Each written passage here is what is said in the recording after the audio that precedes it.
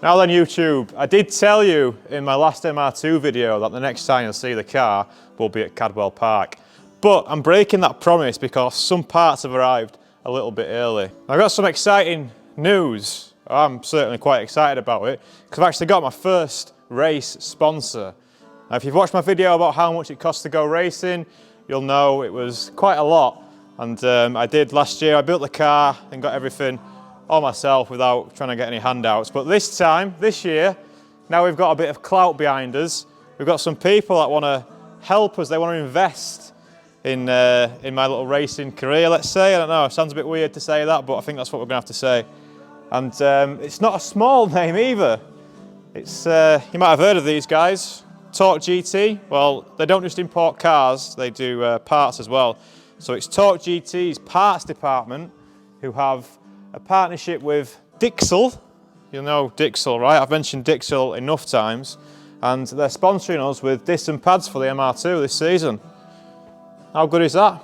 Now you probably know I'm no stranger to Dixcel pads. These are some that I had for my M3. These are Dixcel Type RA, I believe, which is a very decent pad. I ran them in the Integra as well when I had my spoon calipers. I had Dixcel pads and discs. Very good stuff. Oh, bit Alan Partridge. Now look at these brake discs. I can only run blank discs in the MR2 Championship, and these are Dixcel's high carbon blank discs. FP, yeah, I think it's the FP. I think these are called the FP discs. I don't know what the FP stands for, but the discs that are on the car now, I'll tell you because we're going to swap it all over. But I've just got some budget discs on at the minute. I've got some half decent pads. I've got Carbotech at the minute, so we'll have a good comparison to see how the Dixcel pads go against the Carbotechs. But yeah, just the discs, they're so much better than what's on the car already. The pads, these are Dixcel's R01 race pads, and we might struggle to get heat into them, but we'll see. I think we should be all right. So these are Dixcel's proper race pads, and we've got some nice sticks. Like I say, I can't run drilled or grooved. They have to be blank. So these are probably about the best blank discs I could have got. And yeah, Dixcel have, as I said, sponsored the car, sponsored the series, sponsored the racing for this year. And this is a fair few £100s worth of stuff, so I'm obviously very grateful. We've got some more bits to go on today as well. Apart from that, I've got a braided clutch line, because when I was taking the gearbox on and off so many times last week, the clutch line just looked a bit crap, so I thought, get a braided one on there, so it should, you know, last the abuse of taking the box on and off more, but also should be a bit of a better pedal feel, because the pedal feel at the minute is a bit crap. And I've also got one thing that I never replaced last year. I replaced everything but the front brake calipers. So we've got a set of front brake calipers to go on as well. So all of this work requires a bit of bleeding, two-man job. So Joe's joining me for the day. We're also going to try and figure out where best to put these Dixcel stickers. Now they're not massive. I don't know if it'd maybe be on top of the rear wheel like that, or maybe further down, or maybe even on the boot like that. We could have probably done with more stickers really. I wouldn't mind, you know, splashing this all over the shop. But yeah, first sponsor, really chuffed about it. So yeah, big thanks to Torque GT Parts, and of course Dixcel as well for wanting to help me and hopefully, you know, be braking a bit better. The pads I had in already, I said, were Carbotech, very good pads. Now the discs, not so good. And I was always worried about the disc cracking because of them being a bit cheaper. I can't remember which brand they were, but they were just kind of motor factor specials, you know, they weren't anything to go racing on. But now we've got some proper gear, we've got some new calipers, we've got a braided clutch line, we're going to put some new fluid in it, and yeah, the brakes should be absolutely mint. So we're going to start today's video by getting this clutch line on, because that's the bit of the awkward one, and then we'll get all four wheels in the air, change that front caliper, change all the discs, give it a bleed, and then go and stomp on them outside and try and bed them in a little bit. Now I'm racing in 6 days, so we're going to get this done today, and this should be the last thing to do. I've already done all the alignment and everything else is done. We just need to change these brakes over, and then we're good. Right, first job then, this clutch line. So find some applying some magnetic energy. So this is the clutch line that we're changing. As you can see, it's already bent in a bit of a funny way, and I don't know if I've twisted it or something when I put the slave back on, but yeah, it just didn't feel good. And it's obviously the original. It's had plenty of hammer. These normally have a little bracket that goes on here, but I can't remember why I cut. I think the first time I took the gearbox off, I think I cut that off. So I mean, that being loose as well might have made this feel a bit more fragile, but yeah, the clutch hasn't felt brilliant really for quite a while. I remember changing the fluid and it still felt the same, so I'm putting it down to maybe a bit of flex in this. So what we've got, we'll just change this line with the braided one. I'll get Joe to jump in, give it a few bleeds, and yeah, hopefully the clutch feels a lot better. So I've got a little clip to knock out here, got a fit in there to unscrew and a fit in there to unscrew, so this should be a nice easy job. Bit of a problem with the clutch line, it doesn't fit.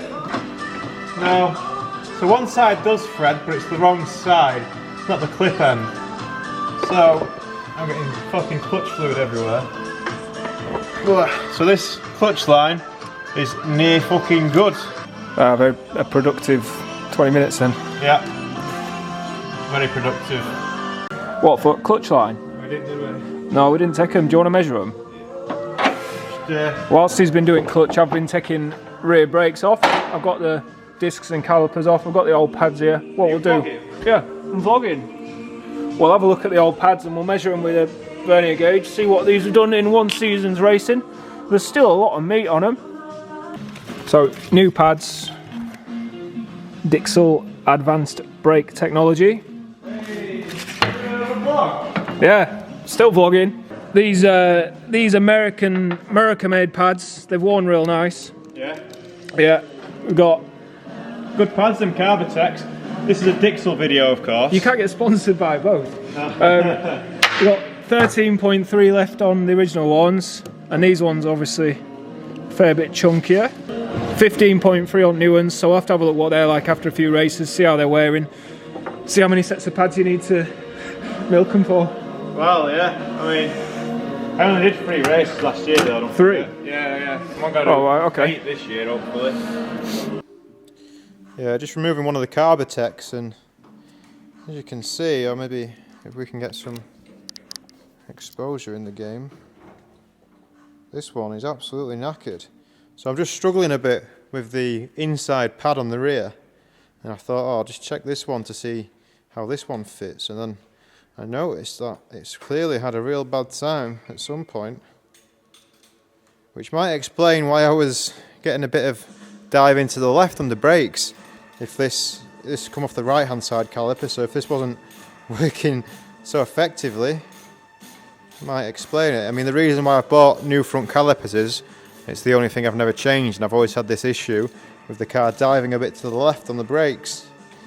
But yeah, that is definitely an issue. I don't know if you can tell just how lopsided that pad is. That's a better view. And the pads even started peeling on the right hand side there. Friction material starting to come off the backing plate, which is no good. So yeah, struggling a little bit on these inside clips. Joe's having a go on the other side, and it's muchos fidlos. Almost tempted to get the angle grinder out now and take a bit of the ears off, just to try and make it fit better. But you can see the ears, the bits that go in the sliders at the end, they're actually bent in a little bit, can you tell? I'm not sure how good the focus is there. But yeah, they're actually bent in a little bit. So yeah, this pad has had a bad time. So good job we spotted this. Well, we're just about done then from today. Joe's already gone home, and obviously I can't bleed my clutch, but I also can't bleed my brakes now that the man isn't here anymore, but no bother. I guess this is the beauty shot side. New calipers, discs and pads. Kind of forgot how annoying doing discs was on this. They don't have retaining screws in the discs on these Toyotas, so makes it a bit of a pain in the arse to change things, but we're all good, all sorted. The back was more of a pain in the arse than the front, but I'm going to leave it kind of as it is for now. I've just been putting some stickers on. So I've got the stickers from Torque, and then the Dixcel stickers. I put a poll up on my Instagram, and it was pretty much 2/3 of you thought the side was better than the rear, so I went for the side. Joe said that as well, so it was becoming the preference. This one should be about ready to peel off. There we go. That was a two-hander, but both sides done.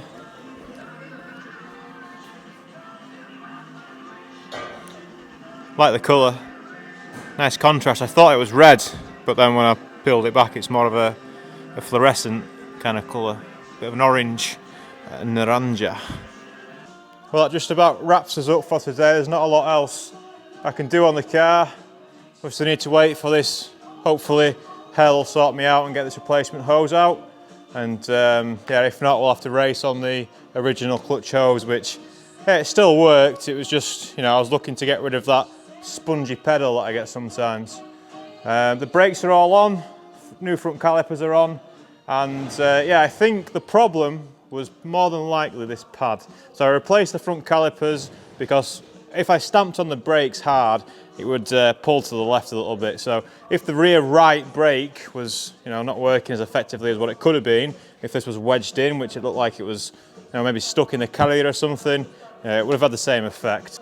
And no harm done by putting new calipers on. It's only money, innit? What does it matter? But it's the only thing that I didn't replace last year was the actual pistons in the front calipers. So now all the brakes, these rear calipers have done 3 races and everything else is new. Obviously we've got new discs, new pads, everything now, and I'll be putting some fresh fluid in as well. Gulf, I think I've got Gulf 1000, SF 1000, I think is what I've got. If you're curious, which I know you are. RBF 660. And I've got some, I can't remember which one I've got in the car currently. It's one of these two. I think it's the Gulf one. I think I put the RBF 660 in the E46, but yeah, decent brake fluids will be going in. Decent clutch fluid is already in. I mean, I drank some of it as well, which wasn't ideal, but I've chucked some water down just to kind of get rid of the, overnight. Hopefully, it's pretty cold. It was snowing last night here. There's some snow outside just now. I know you're not that interested, but yeah. So we've introduced Torque GT and Dixcel. So once again, thanks for having a go, sponsoring me. Hopefully you get some kickback off that, or people see these videos and hopefully we do well, and then they might want to buy your stuff, because that's sponsorship in a nutshell. I did have a little bit of trouble with the sticker, not quite as much as the trouble I had with the rear pad clips, which is just a shitty Toyota design. You have to put nuts on, right? There's probably a Toyota service manual somewhere which tells you to wind the nut on to hold the brake disc on while you're doing the work on the carrier and the caliper. But whatever. All right, that's it then for today. I might pick this up later in the week. Probably not though. I think we've covered everything we need to. Thanks to Joe for helping us out earlier as well. Side note, a few of you sent some suggestions about how to stop the flicker. I tried a few different frame rates, didn't seem to affect it. And the setting that I changed, which seems to have fixed it, is changing the shutter speed. Which I didn't think shutter speed would even come into play when we're doing videos, but I'll let one of you explain that if you want. But yeah, the shutter speed, changing that seems to have sorted it. I'll show you. You can have a live view. So we're on 1/100ths, right? And that's on 1/250s, so yeah. That being disco time, isn't it? But yeah, so that's that one figured out, I think. Hopefully this will be figured out soon, and then yeah, racing in 6 days. So next video, I'll let you know at the start of the race video how this went. That's probably the easiest way of doing it. Now then, I figured I'd carry this on a little bit because things have got a bit tangled this week, and it's Thursday. I've got today and tomorrow off work, racing on Saturday, and the car's still not quite together, and is a little bit away from being together. So some problems with the clutch line, as you know about, but then I caused myself further problems by not putting the original line back on properly. So I came back up here Tuesday evening, clutch fluid all over the floor, the line's emptied itself, and yeah, now I'm trying to chase away the air through an MR2 clutch line. So the master cylinder for the clutch is obviously in the front, and the actual slave cylinder's in the back, so you've got quite a long line from the front to the back, loads of places for air to get trapped. Now, we might be getting a braided line sent through today, hopefully, which will be a tomorrow job maybe, or later on today. But hopefully that's arriving today. I've super ordered some more brake fluid as well, which should also arrive today. So we're right to the wire.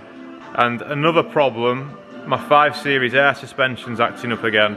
And obviously I need to tow my MR2 to the track. So something else I need to look at today. But I thought I had a good plan for this. I jacked the front right up into the air, and was hoping it would, you know, gravity bleed its way out of there. And I had it trying to gravity bleed it before.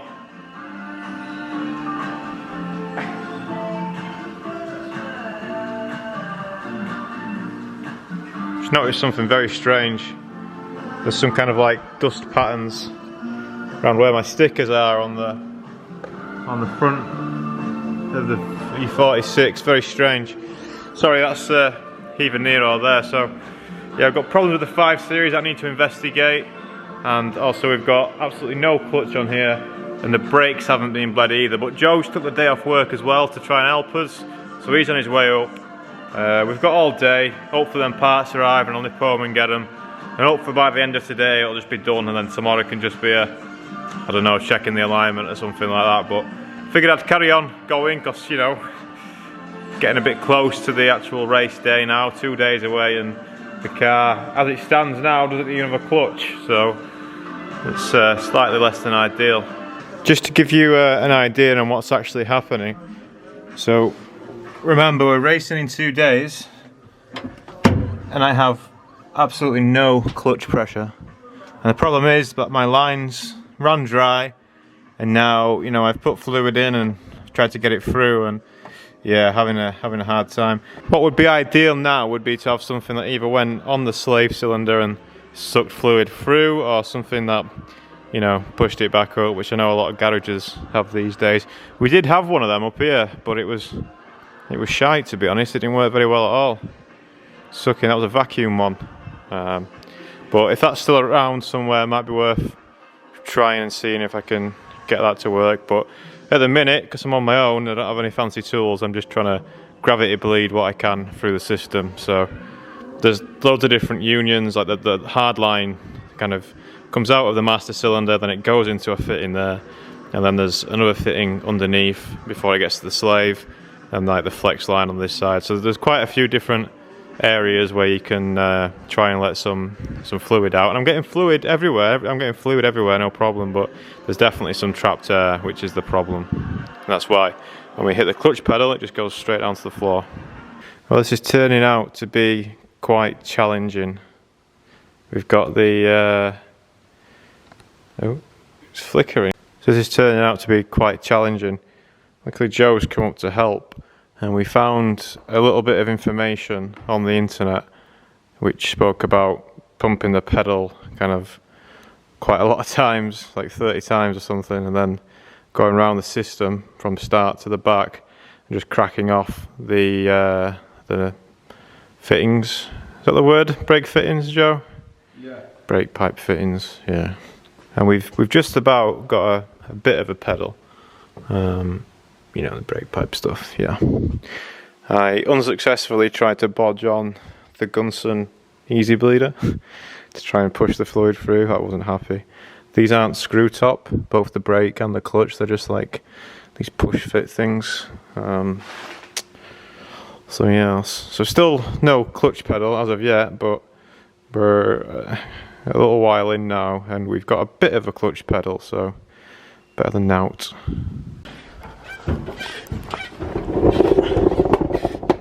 Ooh.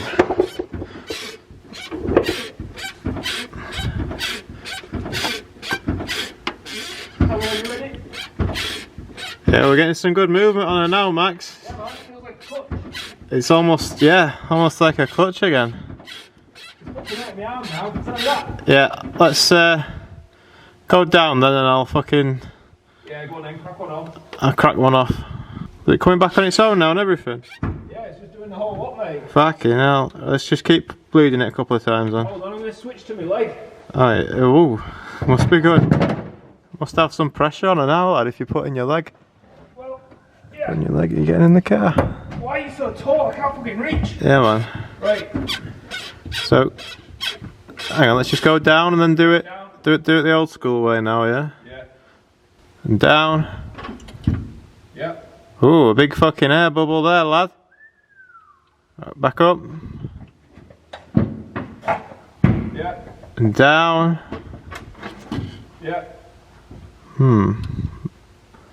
Back up. Just making all the right squeaky noises down here. Yeah. Yeah, man. Touch up here. Have we done it then? Well, I'll tell you something, right? Huh? It squeaks as soon as I move the pedal. Well, it's a good squeak though, isn't it? It's a good squeak, that. Well, just to let you know. Oh, excuse you. Just to let you know where we are. So we've now got a clutch pedal, but it starts about a third of the way down. So this bit here is just like no man's land. So it definitely works, the technique of pumping the shit out of it and then just cracking the unions off and, you know, letting a bit of air out, and then, you know, it's a pretty long process, and I probably wouldn't be able to do it on my own, or it would have took twice as long if I did it on my own. But for now, yeah, I've got a clutch, so I can use that. But we're going to carry on, try and make it perfect, and then we've got the brakes to bleed, and then she's pretty much there. So one thing that Joe found on the internet was this cap for the clutch master cylinder has a little hole in it where you can put like a bike pump fitting in. And Ed bought this the other day, and I don't know if he'll be too happy with seeing it in the engine bay of the MR2, but I was trying to find my pump, and I've got one in the Beamer somewhere, but I couldn't find it. And then I just saw it looking at me, and I thought, hey up, I bet that's got a bike pump fitting. And it did have a bike pump fitting, a football fitting, sorry, not a fucking bike pump, football fitting, so like a little needle nose thing. And I think that was the big win. What do you think, Joe? Yeah, that was the big win, wasn't it? Yeah. So it fucking, yeah, it drank loads of fluid when we compressed some air into that. And yeah, then we've just been working around getting everything else sorted. But like I say, we've got a bit of a pedal, but it's just going to be a bit more of a fuck about to get the rest of the pedal. But you know, what else would you rather be doing? Right then, internet. We're back on all fours. It's been a bit of a challenge. We've just got the brakes done now, so that's looking a bit better. Unfortunately, I can't go too far because if you have a look at the fluid reservoir, it's mighty low. So I don't have any at all that I can put in, but I do have some that's been delivered today at home. So when I come back up tomorrow and I'm doing all the pre-race stuff tomorrow, I'll check that out. But we've also got a clutch, and we're pretty confident that the clutch is going to work. I've not tested it yet. I'm just going to try and come out of here and, you know, stop. Now I'll need to bed these brake pads in tomorrow before actually, you know, racing on them. They need to, you know, if we can get them real hot tomorrow, bed them in, get the mating surfaces talking to each other, and then overnight that should have a nice little curing time, and then by the race on Saturday, all my brakes should feel pretty good. So Joe's going to take the camera and you're going to watch me try and reverse slowly and then tap the brakes slowly, and hopefully all the hydraulic systems are doing the hydraulics.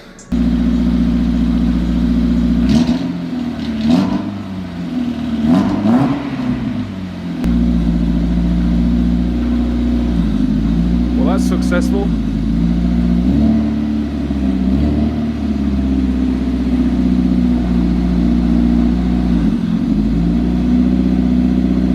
The clutch is very low, very low.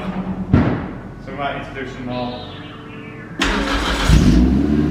Yeah, the clutch is proper low.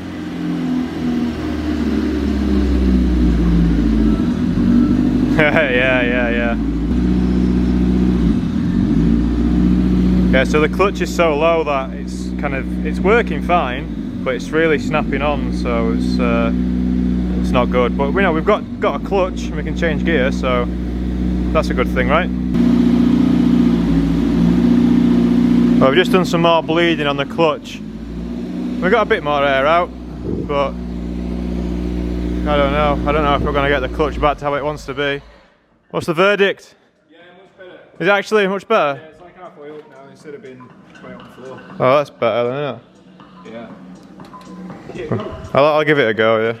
Right, well, we've got a bit of a better clutch. It's still not perfect, but it's hard to know how it was before, because the only reason I started changing this line was because the clutch didn't feel too good, and I thought it was some expansion in the soft line. But we've got a clutch anyway, so we should be alright. Not going to worry about it too much more. I'm going to try not to worry about it. But yeah, anyway. On with the 5 Series then, before we end the video.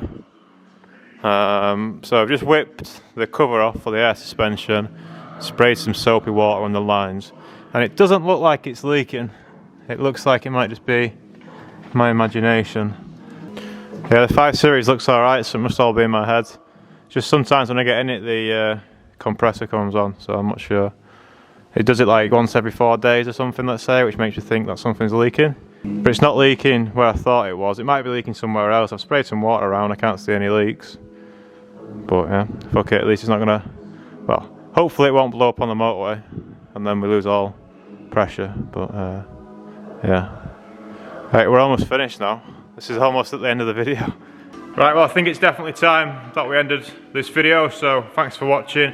I've still got tomorrow to do some more stuff, so, you know, I wouldn't say I'm prepared, I'm ready yet, but, you know, I've got another day to get the car ready and then racing on Saturday, so that'll be the next video.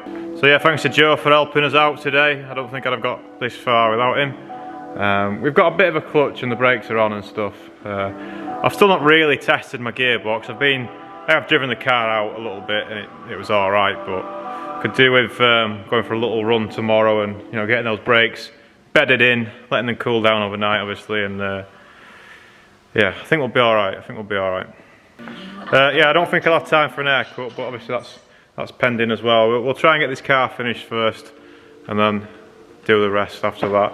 So hopefully, next video you'll see we'll be having a real good time in the MR2 on its first race of the season at Cadwell Park. But it could go either way, I think. There's still a lot of unknowns. I would like to do well at Cadwell, as you can imagine. I would like to do quite well, but we'll see. Hopefully all the spanner ends holds together and we have a good time. But until then, you have to wait. Well, just to end on a slightly brighter note for some people, I thought I'd wash it because obviously it's filthy and I don't want it like a proper scrubber, turning up to this race meeting in a proper scrubber's car. Oh, I'll just lift that up, mate, to fucking... No, you won't. It's fucking de-wipe it itself. What a bag of shit. Oh, there you go then. Oh, the cows are laughing at me, look. Yeah. You've never had it happen to your Passat? Well, you're a liar. Because your rear wiper motor probably went if you had a Passat. That's the rear wiper motor still works on this, it's just snapped a bit of plastic that were quite old. Brittle. It's 16 years old. Yep.